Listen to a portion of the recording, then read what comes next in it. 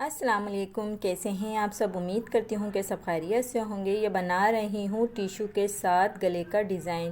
तो ये बहुत खूबसूरत सा गले का डिज़ाइन है। लॉन फैब्रिक है ये हमारा, और इसकी शर्ट की हमारी कटिंग हुई हुई है। और ये जो है हमारा टिशू का कपड़ा, लेस, और ये आ गई गले की फ्यूजिंग। तो ये गले की फ्यूजिंग है जिसकी मैं कटिंग कर रही हूँ। तो इसकी कटिंग हमने इस तरह से करनी है।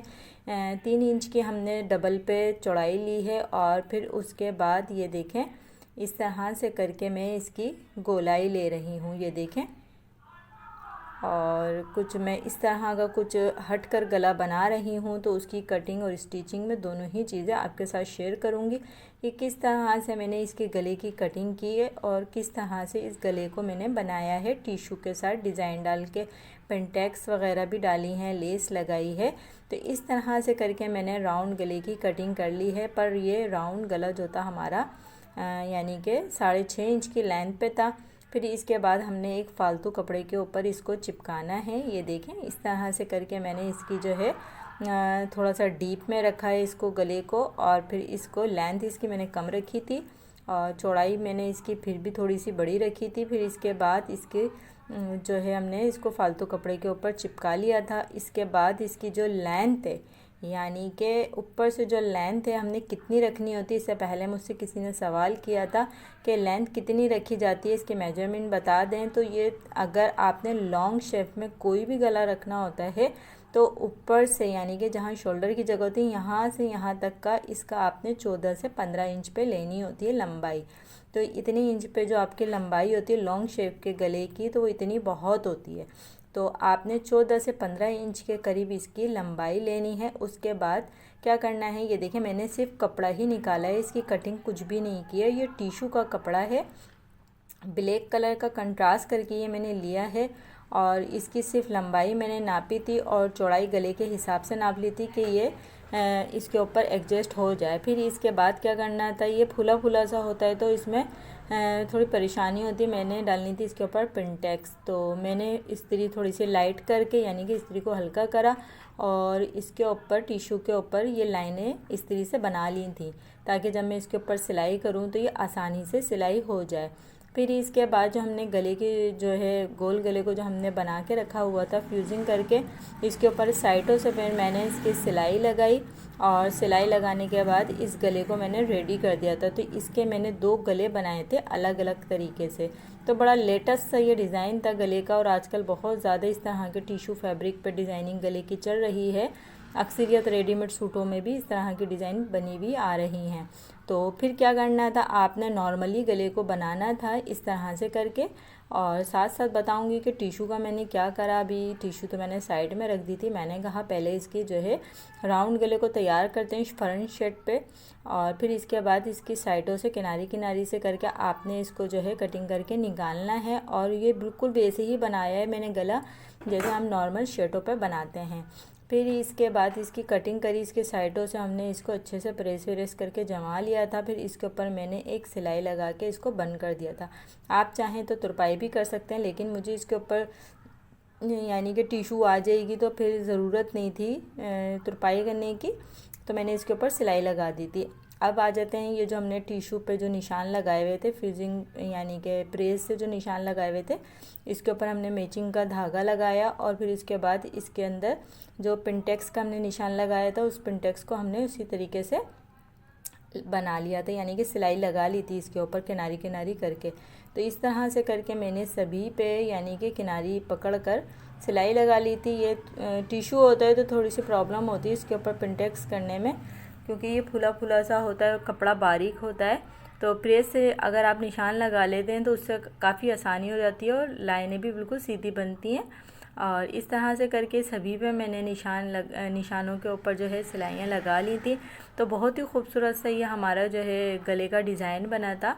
और इसी तरह से सेम मैंने इसके दामन पे और स्लीव्स पे भी डिज़ाइन कर दिया था। आप चाहें तो गले के साथ साथ इसके दामन पे और आस्तीन पे भी डिज़ाइन कर सकते हैं। तो बारी बारी करके आपने इसी तरह से सभी पे ही यानी कि सिलाई लगानी है। जितनी भी आपकी ये लाइनें आ रही थी सभी पे निशान पे सब पे आपने पिंडेक्स के ऊपर लगानी थी, किनारी किनारी पे करके सिलाई लगानी थी।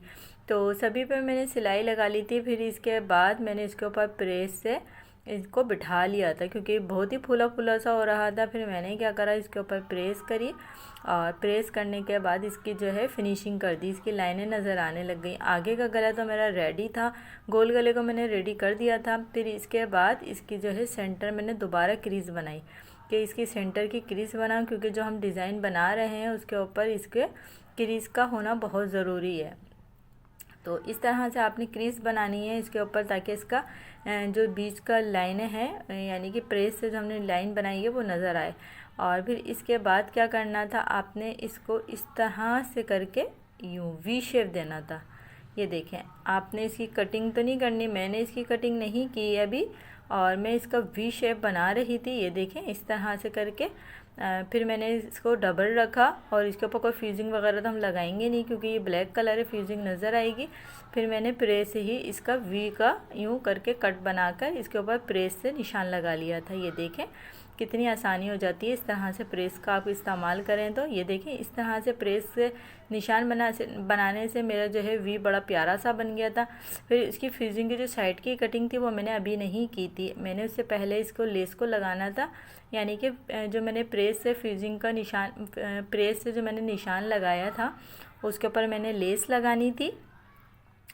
और लेस से यानी कि निशान के हिसाब से जब हम लेस लगाते हैं तो वो बहुत आसानी के साथ लेस लग जाती है। फिर इसको उल्टा सीधा मैंने देखा और इस तरह से करके इसको रखा कि जब हम फोल्ड करेंगे तो इसकी सीधा हिस्सा किस तरह से आएगा। तो फिर मैंने इस तरह से करके सीधे हिस्से को यानी कि उल्टा साइड जो था वो मेरे साइड पे था और सीधा वाला नीचे की तरफ कर दिया था। और फिर इसको एक साइड से पकड़ के हमने इस तरह से करके सिलाई लगा दी थी किनारी किनारी पे करके। ये देखें, और जब हम इसको यूँ करके फ़ोल्ड करेंगे तो ये आसानी से फ़ोल्ड हो जाएगा और फ्यूजिंग की भी ज़रूरत नहीं पड़ेगी इसके ऊपर। तो इसी तरह से आपने जो निशान लगाया हुआ होगा उसके हिसाब से आपने इसको लेस को लगाना है, और लेस लगानी लाजमी है क्योंकि लेस से ही इस डिज़ाइन पे खूबसूरती आई है। और फिर इसके बाद ये देखें, ये वी का मैंने नोक बनाई है। नीचे से आपने अच्छे से देखनी है कि किस तरह से आप नोक को एडजस्ट कर सकते हैं और किस तरह से बना सकते हैं। ये देखें इस तरह से मैंने जब नोक का एक हिस्सा आ रहा था तो मैंने मशीन से धागा निकाल दिया था। फिर इसको सेट करा, सेट करने के बाद इसको फिर मैंने मशीन को स्टार्ट करा यहीं से ना, और फिर इसकी नोक मैंने इस तरह से करके सिलाई लगा के बना दी थी। अब देखें इस तरह से मैंने दूसरी साइड पे भी इसकी इसी तरह से सिलाई लगा दी थी। तो ये वी गला बड़ा अच्छा सा बन गया था बग़ैर फ्यूजिंग के, बग़ैर किसी चीज़ के, क्योंकि हमने प्रेस से इस पर निशान लगा लिया था और इस हिसाब से हमारी लेस भी आसानी से लग गई थी। और ये बहुत ही खूबसूरत सा वी गले का डिज़ाइन हमारा तैयार हुआ था और ये आपको बहुत पसंद आएगा। वीडियो को पूरा ही देखिएगा क्योंकि मैंने कोई चीज़ इसके अंदर से स्क्रिप्ट नहीं करी, ताकि आप सभी चीज़ देख सकें और इसको समझ सकें कि किस तरह से करके ये गले का डिज़ाइन मैं बना रही हूँ। तो फिर इसके बाद क्या करना था, फिर प्रेस करके ये जो लेस वाला हिस्सा था इसको मैंने प्रेस से सेट कर लिया था, क्योंकि इसके ऊपर प्रेस की बहुत ज़्यादा ज़रूरत पड़ रही थी टिशू की वजह से। और फिर इसके बाद देखें ये प्रेस से मैंने सेट करा और पिनअप वगैरह कर ली थी इसको इस तरह से। ये देखें, और शर्ट का हमारी गला बना हुआ है वो नज़र ही आ रहा है आपको। और इस तरह से करके आपने किनारी किनारी पे सिलाई लगानी है, जहाँ पे लेस लगाई थी उसी साइड पे आपने किनारी पे करके इसके जो है सिलाई लगानी थी। और पिनअप जो हमने करा हुआ था पिने आपने निकालती जानी है और इसके ऊपर साइड साइड से सिलाई लगानी है। ये देखें इस तरह से करके ये मैंने किनारी पे करके सिलाई लगाई थी। और ये देखें इस तरह से करके आपने इसकी सिलाई लगानी है और मैचिंग का धागा इस्तेमाल करना है। फिर इसके बाद हमने क्या करना था वो भी मैं आपको बताऊंगी कि क्या करना था। बहुत ही खूबसूरत से ये गले का डिज़ाइन बना था जो आजकल लड़कियां पहनना पसंद करती हैं, इस तरह के गले बनवाती हैं।